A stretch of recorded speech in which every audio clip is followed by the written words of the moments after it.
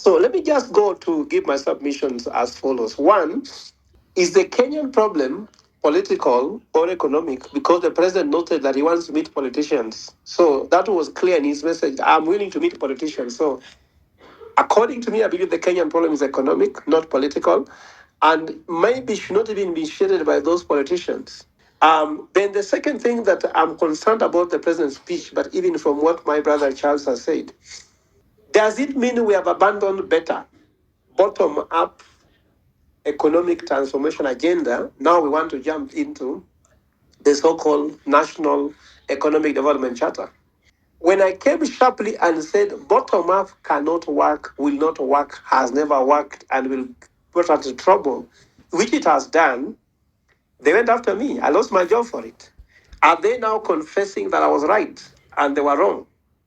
And what's the remedy if they do that? I'm not saying I'm looking for a job, but they should just come out and acknowledge it clearly that that was the wrong thing. But because they brought for us, they took us back to mystery. We could have actually gone to Canaan, but they detoured us to some other places they need. So they have to confess that. The third thing, have we done an extensive assessment of Vision 2030 before we think about now another one? Because even look at when Uhuru became president, he came with a big four agenda, which somehow was a distraction from the Vision 2030. It didn't follow the midterm plan, how it was actually arranged, because I was part of the people who are talking about Vision 2030. So jumping from this one to other one might just be a way. And could it be the president is sensing that what he believed in cannot work, so he wants to come with something new? So after saying that, I am disappointed, my brother Charles, the spokesperson of the government, that I'm happy you have acknowledged the COVID-19 as a challenge, drought as a challenge, but have you known the extent to which the corruption in government is contributing to these challenges more than COVID and drought? We lose 2 billion shillings a day to corruption during Uhuru Kenyatta out of the 8 billion we collected. Now we are losing 4 billion shillings per day to corruption, and I think it's a bigger pandemic than COVID, than drought. So, would you acknowledge that as one of the challenges that are affecting how government is being done? The other thing you didn't acknowledge among challenges is that mismanagement of government, where we have gone to miss priorities. Like housing was a miss priority, house levy was just something was not supposed to done. Are we acknowledging that those are also mismanagement, which actually speaks to grossly incompetent administration? Would you acknowledge that that could be some of the challenges we're having? And then the last one I want to raise, which I believe is important as a question among challenges, is that what really happened that made Vision 2030 not work is that under Uhuruto, they killed what is called the Social and Economic Council that was supposed to oversee the implementation of Vision 2030 as the blueprint for a country. So if he was part of that killing or that social and economic council, who will oversee this other one without having the presidency being in charge? We need to do a serious household impact assessment on all the policies that have taken place under Kenya Kwanza, like the finance bills which have taken place, the budgeting processes. Because if we do not have a knowledge how that thing affects each and every family out of the 12,600,000 households in Kenya, then we might just still be going through the vicious cycle of leadership of someone thinks that he's the one who has a solution for everybody, yet he does not know State House is a house of houses, and households must actually feel as well as State House. So the country is lacking voice of reason, the country lacking a moral conscience, and the country lacking a voice of hope. Because we're telling them the truth, they are going nowhere. Supplementary budget 4 times a year. And even his party leader was in that government. They could also not listen to the things we're telling them.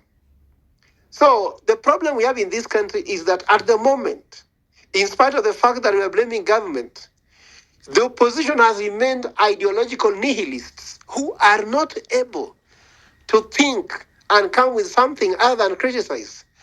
And I want to ask Dr. Mbaye, what will that list you are going to release going to help Kenyans with? Even if you release 1 million list of people of the things which not done, what is it going to help Kenyans with? Kenyans don't want to know a list of failures. Kenyans want to have a solution.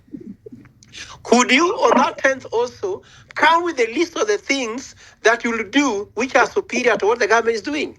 I think we can't just listen. I'm not opposition for the sake of opposing. Me, I'm just opposing things which I think not working. And I don't want to have a litany of another list of things which are not working. Already we have Mzalendo Kenya, a website stating promises not made by the president. Why do you duplicate that list? And I want to say, Debal, again, on the other side, and I also want to sympathize with some of the opposition members who have said here. What these guys are saying without being very clear is Ruto's intentions purely that he wants to transform Kenya, or he is trying to look for survival? That is a question that we cannot just jump in. And I would agree with Dr. Mbai partially, that what is the intention? Is it pure intention, or it is survival? The second thing, and I want to land there because I don't want to talk for long, the mysterious stupidity of calling first world, third world, second world, those are called racist kind of statements that should never be said in national enlightened people like us here.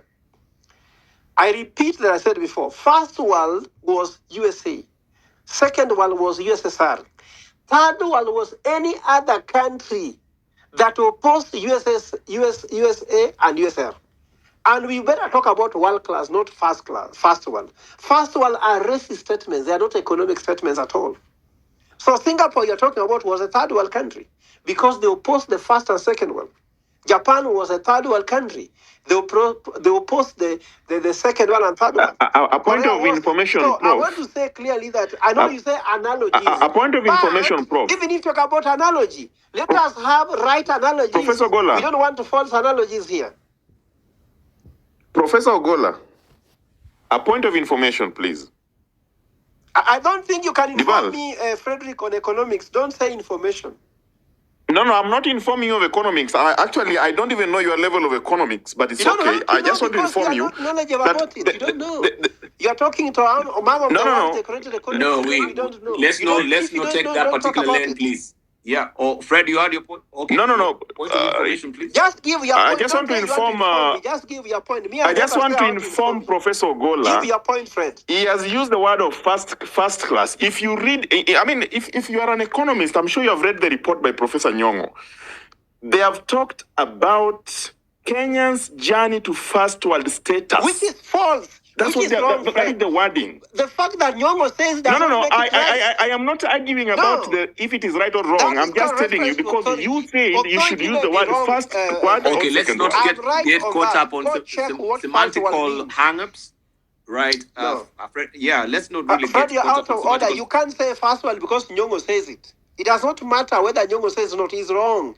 It's a racist. But it doesn't matter whether you say it or not because you also don't believe in what you are saying. My origin of those words. Okay. I don't think. Right. I don't think you have a right to tell us that too.